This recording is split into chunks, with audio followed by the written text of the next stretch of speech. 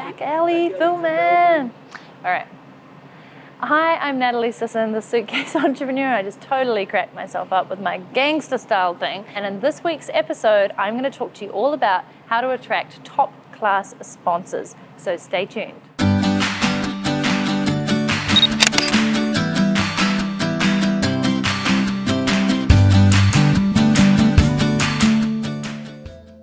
Great. No, I'm so excited to have you on board as a sponsor. No, really, really brilliant. Thank you. And I just know that my community are going to love you. Fantastic. Don't you just love those calls when sponsors are like ringing you up or emailing you and saying, yes, I'm in, I 100% want to support you and what you're doing? Well, people often ask me, how do you go about getting these sponsors, Natalie? I got sponsors for my book. I have sponsors for my podcast. I have sponsors for digital products and programs that I've put together before. And my first tip to you on finding great sponsors is to ask. Actually, that would be tip number 2. Tip number 1 is to identify the type of people that you'd really like to align with. Because one thing I see with sponsorships is you don't just want to take anybody. You don't just want anybody to be kind of advertising and for you to be promoting people that you don't believe in.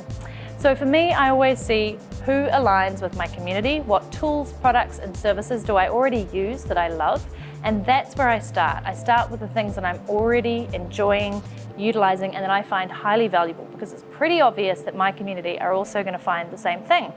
Then I go about and I ask them. I go to their website and I see who is the PR person or who is the sponsorship person or who is the marketing person. Basically, who is the key person that I need to talk to, the gatekeeper, that will actually listen to what I have to say and see that there might be a good fit for sponsorship.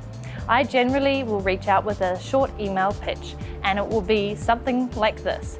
Hi, my name's Natalie Sisson, Suitcase Entrepreneur. I'm a big fan. I use your XYZ almost daily and I talk about you a lot on my blog, my videos, and my podcast. I have a thriving community of awesome freedom fighters and suitcase entrepreneurs who are X, Y, and Z, so I give them a little bit about the demographic and why they're the perfect fit for this particular company. Then I say I would love to discuss with you the opportunity to align or do something together because I think you'd get a lot out of it. I know my community would love to use your product and I would be happy to recommend it. And I usually keep it pretty short and sweet, and if you do need to, it's always good to put in some credentials. So if you have been featured in major media, if you are a speaker, an author, whatever it is, you don't have to sound like a douchebag, but you can just drop it in that you actually have credibility, respect, and that you have some sort of an audience, even if it's not big, that they might want to get in front of. So first of all, you've figured out which sponsors you'd like to align with. Second of all, you've made contact. Third of all is to follow up. Now, as a blogger myself, I get a lot of emails from people and I don't always respond to them within the first day or 2 or even week. Sometimes it's months, but I will always get back to people. And if you are hitting up sponsors, you need to follow up. You need to show that you're keen and committed.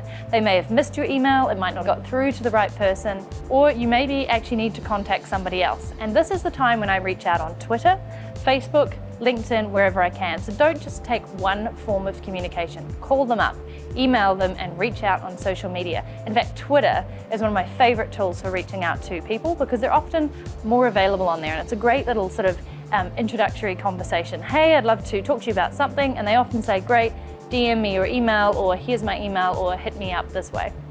Fourth is when you start engaging in the conversation about sponsorship, it would be really handy if you had some details to hand.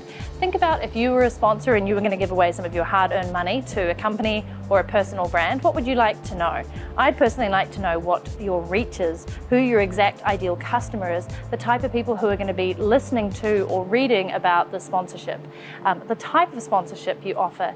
Is it per episode that you have? Is it per book or product or program that you're offering? Is it for an event?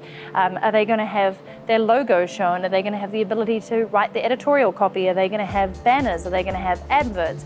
Are they going to have audio or video shout outs? So you really need to know this stuff in advance, and you need to consider what you're willing to do in return for some sponsorship support. And the fifth aspect is to create ongoing communications and keep your sponsors really happy. So tell them how they're tracking.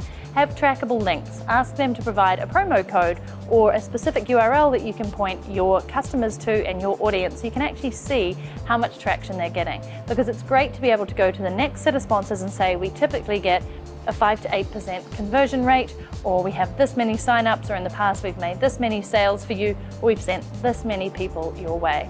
So those would be my top 5 tips for for attracting the right sponsors. And then of course, going about and keeping the communications open with them. Never take no for an answer. You can always circle back to them. I've had a lot of great longevity with my relationships with sponsors who have come back to me down the road. Maybe it wasn't right at the time, but they've come back later saying now is great. So just keeping those lines of communication open and going for the big ones. Like, why can't you get Nike or Apple? I mean, aim high, but also be realistic about your sponsors and have fun with it. So those are my top tips for spotting flies and getting sponsors. If you like this, please click like below and subscribe to my channel for weekly videos that come out every single Thursday.